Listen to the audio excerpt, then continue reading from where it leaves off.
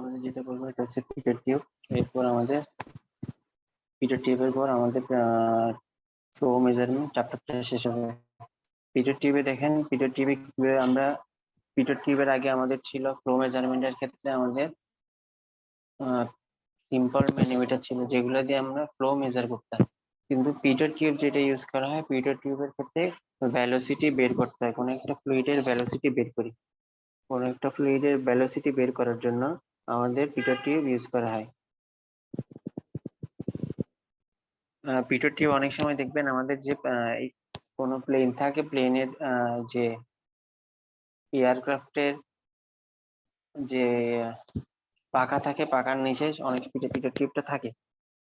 Peter টিউবটা কোনো একটা air মানে এই প্লেনের স্পিড মেজার করার জন্য পিটার টিউবটা লাগে। এখন পিটার টিউবটা তাই অনেক বেশি সেন্সিটিভ। ভ্যালোসিটি যদি কোনো উল্টাপাল্টা আসে তাহলে কিন্তু আমাদের এয়ারপ্লেনের প্লেনের জন্য জিনিসটা অনেক বেশি থ্রেটেনিং। এই কারণে এটাতে ভ্যালোসিটি মেজার করা হয়। যে কোনো জিনিসের, যে কোনো একটা ফ্লুইডের ভ্যালোসিটি মেজার করতে আমাদের পিটার টিউবটা লাগে। অ্যাপ্লিকেশনটা হচ্ছে আমরা স্পিড বোর্ডে, স্পিড বোর্ড অথবা আমাদের যে এয়ারপ্লেন থাকে, এগুলো সবগুলোর ভ্যালোসিটি মেজার করার জন্য পিটার টিউবটা লাগে। পিটার টিউবটা দেখার জন্য আমাদের একটা জিনিস, পিটার টিউবে একটা মোস্ট ইম্পর্টেন্ট পয়েন্ট হচ্ছে আমাদের পিটার টিউবের ক্ষেত্রে স্ট্যাগনেশন পয়েন্ট। স্ট্যাগনেশন পয়েন্ট অনেক সময় ভাইভাতে জিজ্ঞেস করে স্ট্যাগনেশন পয়েন্টটা কি। স্ট্যাগনেশন পয়েন্টটা ভাইভাতে অনেক সময় জিজ্ঞেস করে স্ট্যাগনেশন পয়েন্টটা কি। স্ট্যাগনেশন পয়েন্টটা হচ্ছে কোনো একটা পয়েন্ট, এমন একটা পয়েন্ট, স্ট্যাগনেশন পয়েন্ট হচ্ছে এমন একটা পয়েন্ট যে পয়েন্টে আমাদের ভ্যালোসিটিটা জিরো, ভ্যালোসিটি জিরো থাকে, প্রেসারটা ম্যাক্সিমাম থাকে। স্ট্যাগনেশন পয়েন্ট এমন একটা পয়েন্ট যে পয়েন্টে আমাদের ভ্যালোসিটিটা জিরো, প্রেসারটা ম্যাক্সিমাম থাকে, তাকে স্ট্যাগনেশন পয়েন্ট বলে। এটা মূলত আমাদের পিটার টিউবে দেখা যায়। পিটার টিউব ছাড়াও আমাদের বিভিন্ন পয়েন্ট আমরা দেখবো, আমাদের অ্যারোডাইনামিক্সে স্ট্যাগনেশন পয়েন্টটা থাকে। এখন দেখেন স্ট্যাগনেশন পয়েন্টটা হচ্ছে যে পয়েন্টে ভ্যালোসিটি জিরো, প্রেসারটা ম্যাক্সিমাম থাকে। ভ্যালোসিটি জিরো মানে হচ্ছে এখানে আমাদের টোটাল কাইনেটিক এনার্জি যেটা থাকে, এই কাইনেটিক এনার্জিটা কনভার্ট হয়ে আমাদের প্রেসার এনার্জিতে কনভার্ট হয়। স্ট্যাগনেশন পয়েন্টে ভ্যালোসিটি জিরো, প্রেসার ম্যাক্সিমাম মানে হচ্ছে আমাদের কাইনেটিক এনার্জি যেটা থাকে, ওই কাইনেটিক এনার্জিটা আমাদের হচ্ছে ম্যাক্সিমাম থাকে, সরি মিনিমাম থাকে, জিরো হয়ে যায়। কাইনেটিক এনার্জিতে কনভার্ট হয়ে প্রেসার এনার্জিতে কনভার্ট হয়। এই কারণে আমার প্রেসারটা জিরো থাকে, প্রেসার এনার্জিটা ম্যাক্সিমাম থাকে। ওই পয়েন্টটাকে বলা হয় স্ট্যাগনেশন পয়েন্ট। পিটার টিউবের ক্ষেত্রে আমাদের স্ট্যাগনেশন পয়েন্টটা পাওয়া যায়। পিটার টিউবের ক্ষেত্রে পিটার টিউবটা দেখতে আমাদের এল শেপের মতো,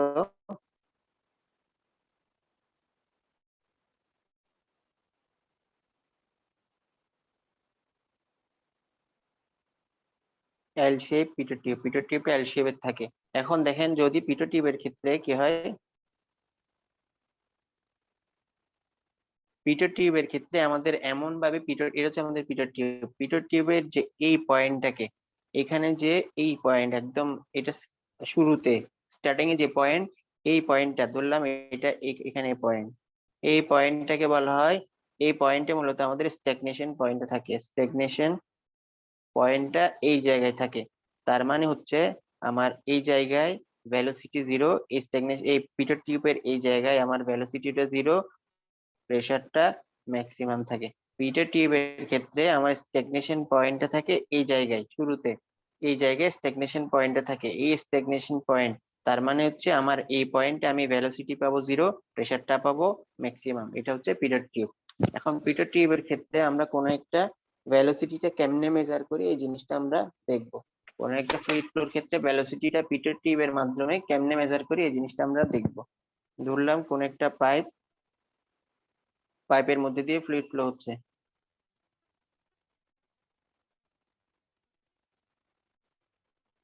পাইপের মধ্যে দিয়ে ফ্লুইড ফ্লো হচ্ছে। এখন এই পাইপের মধ্যে দিয়ে ফ্লুইড ফ্লো হচ্ছে, এখন আমাদের দেখতে হবে এই জায়গায় ভ্যালোসিটিটা কত। আমরা ধরলাম এখানে কোন একটা পয়েন্ট, এখানে ভ্যালোসিটিটা আমরা মেজার করব, এই পয়েন্টের ভ্যালোসিটিটা আমরা মেজার করব। এই পয়েন্টের ভ্যালোসিটি মেজার করার জন্য আমার এই পয়েন্টে আমি একটা পিজোমিটার দিব, সিম্পল পিজোমিটার। তার মানে এখানের ভিতর দিয়ে আমার ফ্লুইডটা ফ্লো ফ্লো করবে, টাইট গেইন করবে। এরপর অন্য একটা পয়েন্টে আমি আমার যে জায়গায় এটার এই পয়েন্ট ছাড়া যেখানে ভ্যালোসিটি বের করতে হবে তার অন্য একটা পয়েন্টে আমি আমার পিটর টিউবটা বসাইলাম।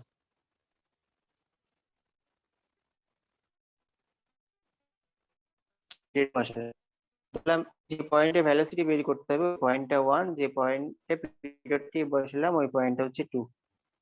এটা এখানে পিজোমিটার, এখানে একটা পিটর টিউব, এখানের ভিতর দিয়ে ফ্লুইড ফ্লো করলো। ধরলাম এখান থেকে এখানের হাইটটা h1, এখান থেকে এখানের হাইট h2। কিভাবে এইটার পয়েন্টের কিভাবে ভেলোসিটিটা মেজার করি দেখেন। এখন আমরা জানি এখানে আমরা বার্নৌলিস ইকুয়েশন অ্যাপ্লাই করব। আমরা এই পয়েন্টে 1 এবং পয়েন্ট 2 তে বার্নৌলিস ইকুয়েশন অ্যাপ্লাই করব। Bernoulli's equation in point 1 and point 2। Point 1 এ যদি আমরা বার্নৌলিস ইকুয়েশন অ্যাপ্লাই করি আমরা জানি pressure head, velocity head, datum head at pressure 1 at point 1, আর পয়েন্ট 2 তে pressure head, velocity head, datum head 2 তে যা আছে সবগুলা সেম হবে। যেমন ধরে দেখেন পয়েন্ট 1 এ pressure head P1 by gamma, point 2 তে velocity head V1 square by 2g plus datum head Z1। এটা হচ্ছে পয়েন্ট 1 এর টোটাল এনার্জি।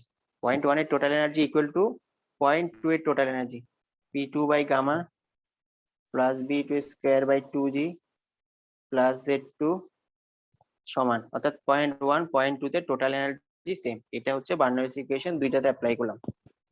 এখন একটা জিনিস খেয়াল করেন, এই জায়গায় আমার প্রেসার থাকবে, ভেলোসিটি থাকবে, Z1 ডেটাম হেড। ডেটাম হেডটা কি জিনিস? ডেটাম হেডটা হচ্ছে আমার রেফারেন্স লাইন। ধরলাম এখানে একটা রেফারেন্স লাইন ধরলাম, এই রেফারেন্স লাইন থেকে আমার পয়েন্ট 1 এর ডিসটেন্স কত, এটাকে বলা হয় ডেটাম হেড। এই রেফারেন্স লাইন থেকে এটা হচ্ছে Z1, সেম ভাবে এখান থেকে এটা হচ্ছে Z2। একটা জিনিস খেয়াল করেন, Z1 আর Z2 কিন্তু সেম। Z1 এর হাইট আর Z2 এর হাইট সেম, তার মানে আমি এটা কেটে দিতে পারি, Z1 Z2 কাটা। এখন একটা জিনিস খেয়াল করেন,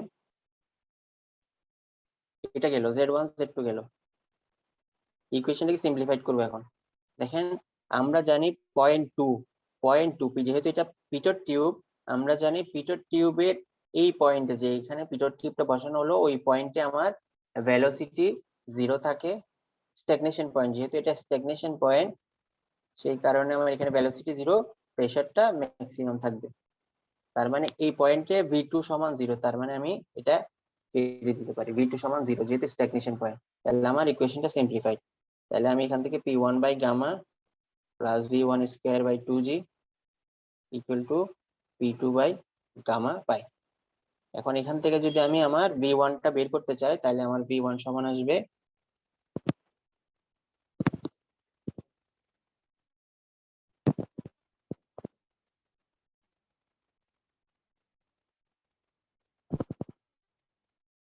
আচ্ছা এখানে একটা জিনিস খেয়াল করেন, সিম্পলিফাইড করার আগে দেখেন এই গামা সমান আমি লিখতে পারি গামা ইকুয়াল টু রোজি। এই গামা সমান কিন্তু আমি রোজি লিখতে পারি, গামা সমান হচ্ছে রোজি। তো এখন আমি গামা সমান এখানে লিখে দিলাম, রোজি লিখে দিলাম, রোজি। এখন যদি সিম্পলিফাইডটা লিখি তাহলে আমার আসবে 2P2 মাইনাস P1, নিচে হবে রো।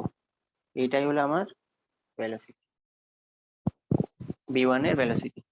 এভাবে আমি আমার এই জিনিসটা লিখতে পারি। কারো কোনো কোয়েশ্চেন থাকলে বলেন। এখন এই জিনিসটাকে আরেকটা ভাবে লেখা যায়।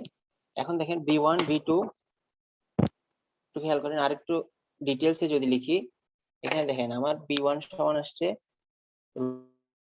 Root over 2P2 minus P1 divided by rho. এখন P2 আর P1 সমান আমি লিখতে পারি হাইট আকারে যদি লিখি P1 আর P2 আমরা জানি P equal to rho g h, rho same g same, h শুধু চেঞ্জ হলো, তার মানে P2 এর জন্য এইচ হবে H2 আর P1 এর জন্য এইচ হবে H1। তার মানে এটা যদি আমি লিখি 2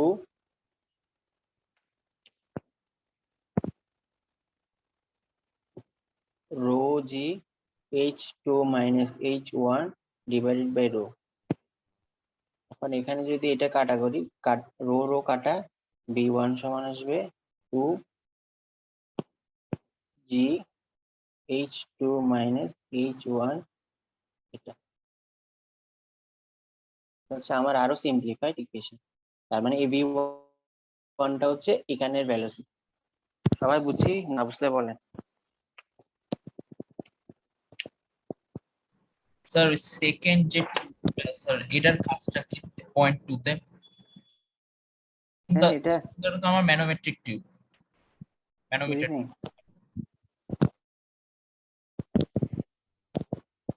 তোমার কথা বোঝা যাচ্ছে না, আরেকটু বলো। প্রথম টিউবটা হচ্ছে তো ম্যানোমিটার টিউব, তো সেকেন্ড টিউবের স্যার কাজটা কি? সেকেন্ড টিউবটা পিরিয়ড টিউব।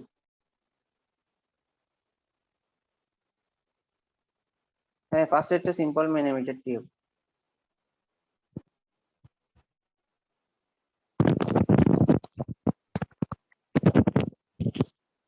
হ্যালো, বাকিটা শোনা যায় নাকি আমাকে? স্যার আজকে আপনার নেটওয়ার্ক একটু পুয়ার মনে হয়। একটু রেজিস্টার দিয়ে আসি।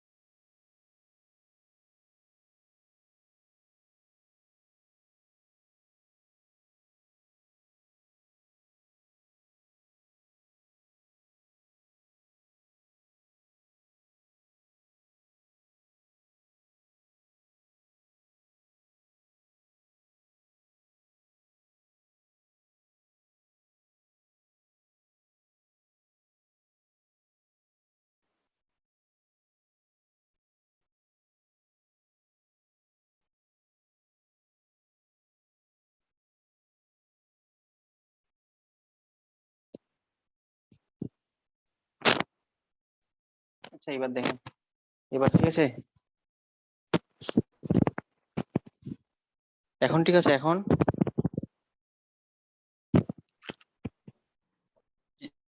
Yes sir. এটা হচ্ছে পিজোমিটার ছিল, এটা হচ্ছে আমাদের সিম্পল ম্যানোমিটার, আর এটা হচ্ছে আমাদের পিটার টিউব ছিল। আচ্ছা কারো কোনো কোয়েশ্চেন থাকলে বলেন, কারো কোনো কোয়েশ্চেন থাকলে এটা নিয়ে বলেন। স্যার এই পিভট টিউবটা স্যার কিভাবে কাজ করে, স্যার ফ্লুইডটা কিভাবে পাস হয় এটা স্যার একটু জানান। পিটার টিউবটা কিভাবে কাজ করে? জি স্যার। পিটার টিউবটা এটার ভিতরে ফ্লো করে, তো ফ্লুইড এটার ভিতরে ফ্লো করে আর কি। কিন্তু এটা এমন ভাবে করা এখানে যাতে করে এটার ভ্যালোসিটিটা একদম জিরো হয়ে যায়, বুঝছো? এটার ভ্যালোসিটিটা এই পয়েন্টে জিরো ধরে নেওয়া হয়, একদম জিরো থাকে, মানে টোটাল কাইনেটিক এনার্জি, আমার যে ফ্লুইডের টোটাল কাইনেটিক এনার্জিটা থাকে, টোটাল কাইনেটিক এনার্জিটা এই পয়েন্টে মানে একদম পিরিয়ড টিউবের এই মুখে কিন্তু এটা ভ্যালোসিটিটা জিরো থাকে। পুরাটা কাইনেটিক এনার্জিটা কনভার্ট হয়ে আমার শুধুমাত্র প্রেসার এনার্জি থাকে, এখানে প্রেসারের কারণে হাইটটা গেইন করে, শুধুমাত্র প্রেসারের কারণে হাইটটা গেইন করে। এটাই হচ্ছে পিটার টিউব। পিটার টিউবের মেইন জিনিস হচ্ছে স্ট্যাগনেশন পয়েন্ট। স্ট্যাগনেশন পয়েন্ট থাকে এই শুরুতে, এটা হচ্ছে স্ট্যাগনেশন পয়েন্ট। স্ট্যাগনেশন পয়েন্টে আমার ভ্যালোসিটিটা জিরো থাকে, প্রেসারটা ম্যাক্সিমাম থাকে। ভেলোসিটি জিরো মানে হচ্ছে আমার এই ফ্লুইডের কাইনেটিক এনার্জি যেটা থাকে, এই কাইনেটিক এনার্জি টোটাল প্রেসার এনার্জিতে কনভার্ট হয়ে যায়, টোটাল প্রেসার এনার্জিতে কনভার্ট হয়। এটাকে কাজে লাগিয়ে আমরা এখানে ফ্লুইডের ইয়াটা অন্য একটা পয়েন্টের ভেলোসিটিটা মেজার করি, যে কোনো একটা পয়েন্টের ভেলোসিটিকে মেজার করি। ইকুয়েশনটা কিভাবে আসছে এটা আমরা বুঝছিলাম সবাই? স্যার ইকুয়েশনটা কিভাবে আসছে sir. বুঝছি? ইকুয়েশনটা ইম্পর্টেন্ট। আচ্ছা, ইকুয়েশনটা কিভাবে আসছে এটা বুঝতে হবে।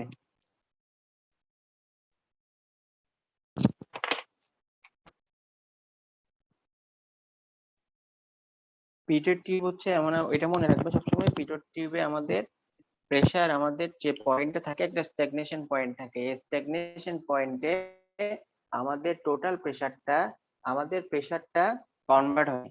আমাদের আমাদের কাইনেটিক এনার্জিটা পিটের টিউবের খুব ইম্পর্টেন্ট, কিন্তু পিটের টিউবটা ফ্লুইডের ক্ষেত্রে তো সবকিছুতে লাগবে।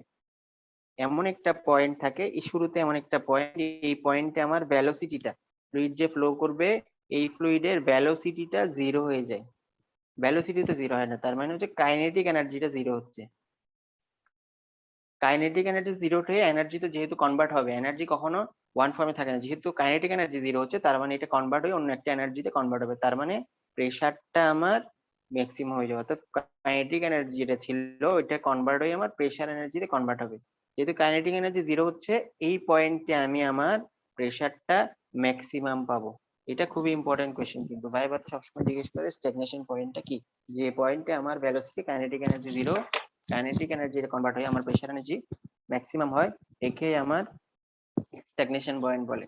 পিটার টিউবের শুরুতেই যে পয়েন্টটা ওইটাকে স্ট্যাগনেশন পয়েন্ট হিসেবে ধরা হয়। আমাদের ফ্লো মেজারমেন্ট চ্যাপ্টারটা শেষ, ফ্লো মেজারমেন্ট চ্যাপ্টারটা শেষ। এখন যেটা পড়বো এটা হচ্ছে third chapter,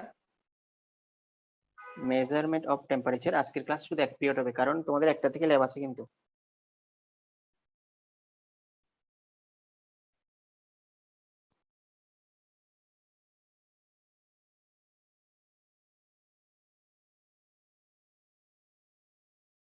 measurement of temperature and heat flux, এটা হচ্ছে আমাদের থার্ড চ্যাপ্টার, মানে ক্লাসের থার্ড চ্যাপ্টার।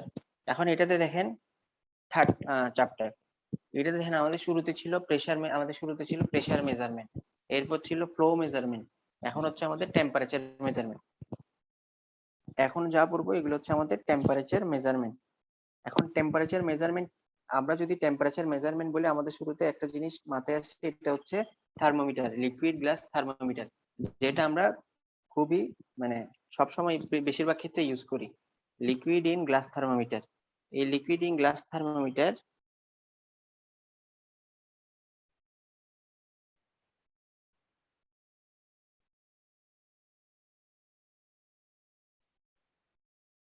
এটা আমরা সবচেয়ে বেশি ইউজ করি আমাদের যে কোনো নর্মাল টেম্পারেচার ইউজ করার জন্য, আমাদের বডি টেম্পারেচার ইউজ করার জন্য আমরা সাধারণত এগুলো ইউজ করে থাকি, liquid in glass thermometer use করে থাকি। এখন লিকুইড ইন গ্লাস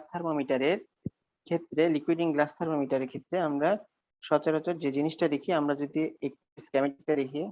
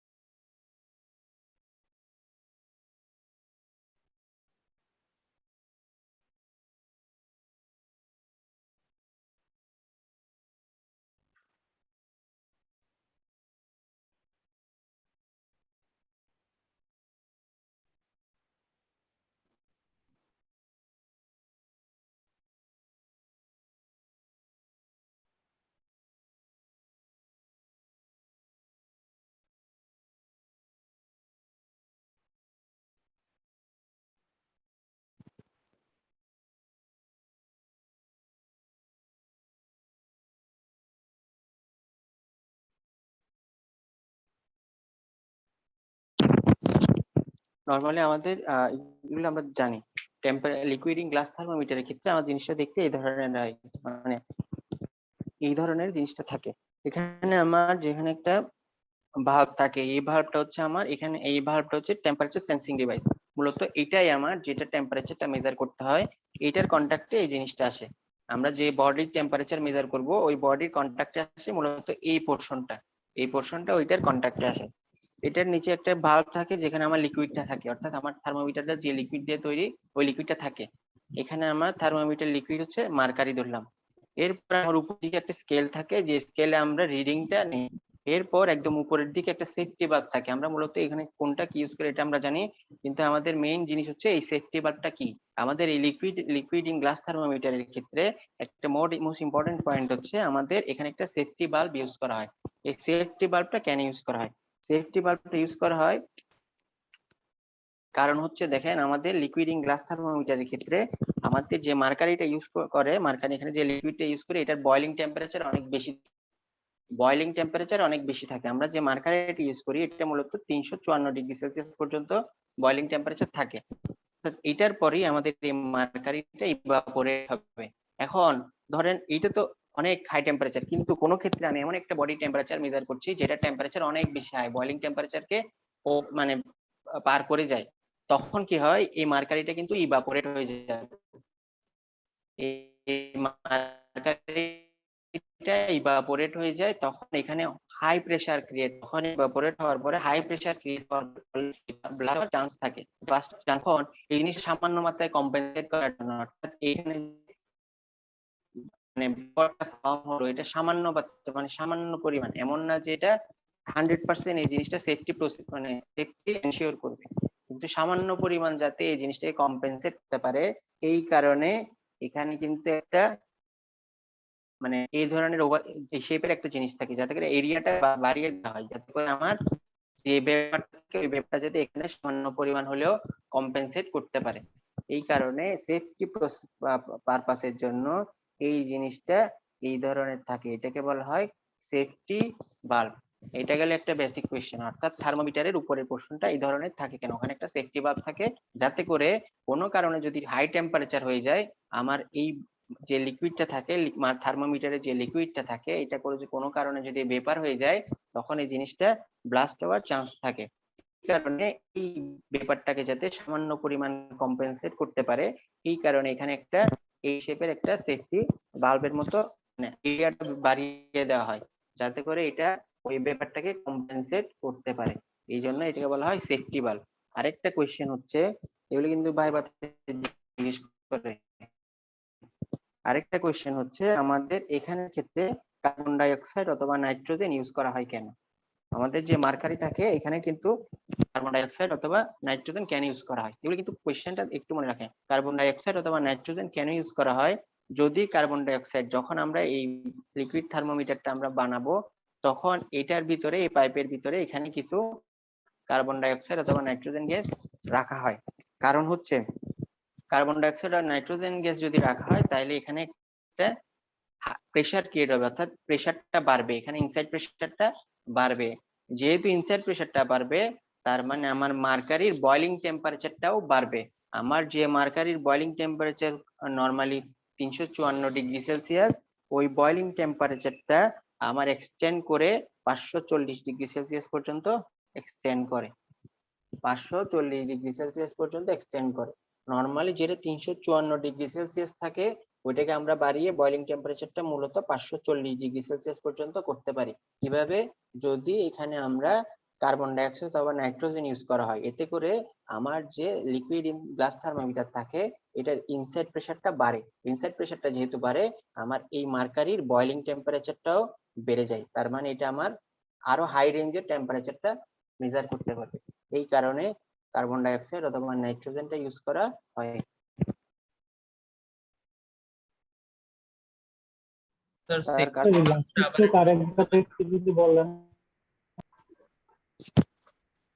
স্যার আমার এখনো কি নেটওয়ার্ক সমস্যা করছে? না না স্যার, আমাদের এদিকে কাট হয়ে গেছে। হ্যাঁ, অনেক সময় কোয়েশ্চেন করে আমার যে লিকুইড ইন গ্লাস থার্মোমিটার থাকে, এটাতে নাইট্রোজেন অথবা কার্বন ডাই অক্সাইড কেন ইউজ করা হয়?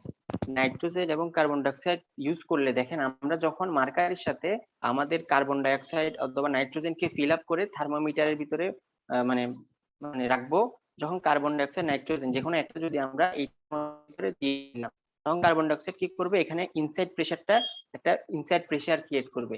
ইনসাইড প্রেসার ক্রিয়েট করা মানে হচ্ছে প্রেসারটা রাইজ করা, প্রেসারটা বাড়বে। প্রেসারটা যদি বাড়ে তাহলে আমার যে লিকুইড থাকে, যে মার্কারিটা থাকে, ওই মার্কারির বয়লিং টেম্পারেচারটা বেড়ে যায়। কেমন বেড়ে যায়? অনেক বেশি। দেখেন, যদি নরমালি আমার মার্কারির বয়লিং টেম্পারেচার হচ্ছে 354°C, কিন্তু আমরা যখন কার্বন ডাইঅক্সাইড বা নাইট্রোজেন আমরা ইউজ করি ইনসাইড মানে থার্মোমিটারের ভিতরে ইনসাইড করি, তখন এটা ইনসাইড প্রেসার যেহেতু বেড়ে যায়, এটার বয়লিং টেম্পারেচার তখন এক্সটেন্ড করে 354 থেকে 540°C পর্যন্ত হয়ে যায়। যখন কার্বন ডাইঅক্সাইড বা নাইট্রোজেন ইউজ করি তখন ইনসাইড প্রেসারটা বাড়ে।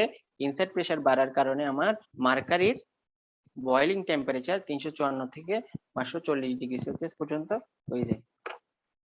স্যার বুঝছি এবার? জি স্যার। স্যার সেফটি ভালভের কাজটা স্যার বুঝি নাই আমি। আচ্ছা,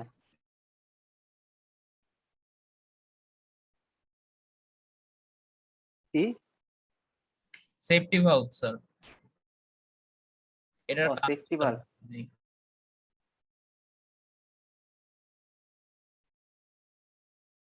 সেফটি ভালভটা দেখেন, যখন আমার ইনকেস আমার জানি কি মার্কারি 544 হচ্ছে বয়লিং টেম্পারেচার, তার মানে এমন একটা বডি ধরলাম, আমার এমন একটা বডি, এই বডিটা আমি আনলাম, এই বডির টেম্পারেচার অনেক বেশি, এটা থার্মোমিটারের কন্ট্যাক্টে তো আনবো, কন্ট্যাক্টে যখন আনবো এটার মার্কারি লেভেলটা রাইজ করবে। এখন ধরলাম ইনকেস এই বডিটার টেম্পারেচার যেটা মেজার করবো, এটা টেম্পারেচার অনেক বেশি, 354 চাইতে বেশি, তখন আমার কি হবে, যখন এই জিনিসটা এটার কন্ট্যাক্টে আসবে তখন এই মার্কারিটা কি হয়ে যাবে, ইভাপোরেট ভেপার হয়ে যাবে না, ভেপার হয়ে যাবে, তখন এই জিনিসটা ব্লাস্ট হওয়ার চান্স থাকে, ব্লাস্ট হওয়ার চান্স থাকে। যদি কোনো কারণে এখানে যে মার্কারি থাকে এটা যদি ভেপার হয়ে যায়, তখন এই ভেপারকে সামান্য পরিমাণ যাতে কম্পেনসেট করতে পারে, এই কারণে আমার এখানে এরকম শেপের একটা এরকম শেপ করে রাখা হয়, এটা যাতে করে এখানে বেশি পরিমাণ আমার ভেপারটা এটাকে ধরে রাখতে পারে। এতে করে আমার কি হবে, এটার সেফটিটা কিছুটা হলেও মানে ব্লাস্ট হওয়ার চান্সটা কিছুটা হলেও কমে যাবে। এই কারণে সেফটি ভালভটা ইউজ করা যায়, যাতে করে এখানে ভেপারটা কম্পেনসেট অবস্থায় থাকতে পারে। এটাই, এই কারণেই আমার সেফটি ভালভটা ইউজ করা হয়। এরপর দেখেন আমরা কেন এখানে মার্কারিটা ইউজ করি। মার্কারি ইউজ করার অনেক সুবিধা আছে। দেখেন, এই জিনিসটা আমাদের রুম টেম্পারেচারে মার্কারি সময় লিকুইড অবস্থায় থাকে, রুম টেম্পারেচারে এটা লিকুইড স্টেটে থাকে, এটা লিকুইড স্টেটে থাকবে রুম টেম্পারেচারে, আর এটার কোএফিসিয়েন্ট অফ এক্সপানশন অনেক বেশি।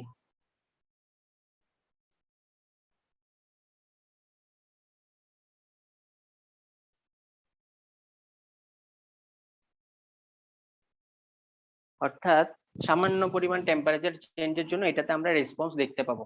সামান্য পরিমাণ কোন একটা বডি যদি সামান্য সামান্য টেম্পারেচার চেঞ্জের জন্য এটাতে আমরা চেঞ্জ দেখতে পাবো, সামান্য পরিমাণ টেম্পারেচার চেঞ্জের জন্য এটাতে আমরা চেঞ্জ দেখতে পাবো, হাই কোএফিসিয়েন্ট অফ এক্সপানশন। এরপর হচ্ছে বয়লিং টেম্পারেচারটা হাই বয়লিং টেম্পারেচার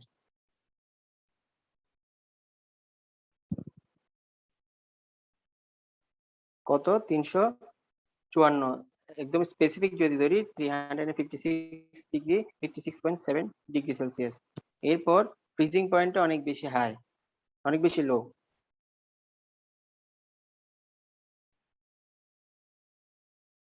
কত, এটা হচ্ছে -37.8°C।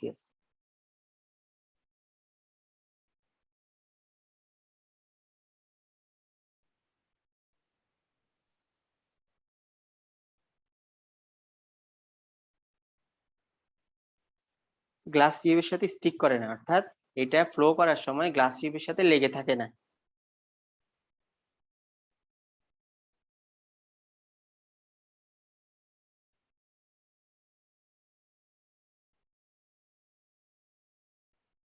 শাইনিং অ্যাপিয়ারেন্স, দেখেন শাইনিং অ্যাপিয়ারেন্স বলতে এটা আমরা বাইরে থেকে দেখতে পারি, মার্কারি যা ফ্লো মানে রাইজ করছে, লেভেল রাইজ করছে, ডাউন হচ্ছে, এই জিনিসগুলো আমরা দেখতে পারি কিসের মাধ্যমে, শাইনিং অ্যাপিয়ারেন্স এর কারণে এটা আমরা দেখতে পারি। এখন আমরা যদি জিজ্ঞেস করা হয় মার্কারি কেন ইউজ করা হয়, তখন দেখেন এটা লিকুইড স্টেটে থাকে, অর্থাৎ আমরা কোনো টেম্পারেচার মেজার করছি না, এটা আমরা নর্মাল অবস্থায় রাখলাম, তখন কিন্তু এটা লিকুইড স্টেটে থাকবে, এটা লিকুইড স্টেটে থাকবে, রুম টেম্পারেচারে এটা লিকুইড স্টেটে থাকে। হাই কোএফিসিয়েন্ট অফ এক্সপানশন, অর্থাৎ সামান্য পরিমাণ টেম্পারেচারের চেঞ্জের জন্য আমরা এখানে চেঞ্জ দেখতে পাই, মার্কারি লেভেলে চেঞ্জ দেখতে পাই, অর্থাৎ সামান্য পরিমাণ টেম্পারেচার চেঞ্জ হয়ে এটা রেসপন্স করে, সামান্য পরিমাণ টেম্পারেচারও এটা রেসপন্স করে। হাই বয়লিং টেম্পারেচার অবশ্যই বেশি হইতে হবে, যার বয়লিং টেম্পারেচার বেশি এটার ক্ষেত্রে আমার সেফটিটা অনেক বেশি থাকবে। বয়লিং টেম্পারেচারটা অনেক বেশি, ফ্রিজিং টেম্পারেচার অনেক কম, তার মানে রেঞ্জটা অনেক বাড়লো। ফ্রিজিং টেম্পারেচারও আমার 37.8 ডিগ্রি সেলসিয়াস, অনেক low. Not stick to glass tube, আমাদের যে গ্লাস টিউব ইউজ করে ওই গ্লাসের সাথে মার্কারিটা স্টিক করে লেগে থাকে না। শাইনিং অ্যাপিয়ারেন্স মানে হচ্ছে আমরা বাইরে থেকে এই জিনিসটা দেখতে পাই, এইসব কারণে মূলত আমরা আমাদের গ্লাস টিউবে মার্কারিটা ইউজ করি। রেকর্ডটা অফ করেন, ক্লাস শেষ।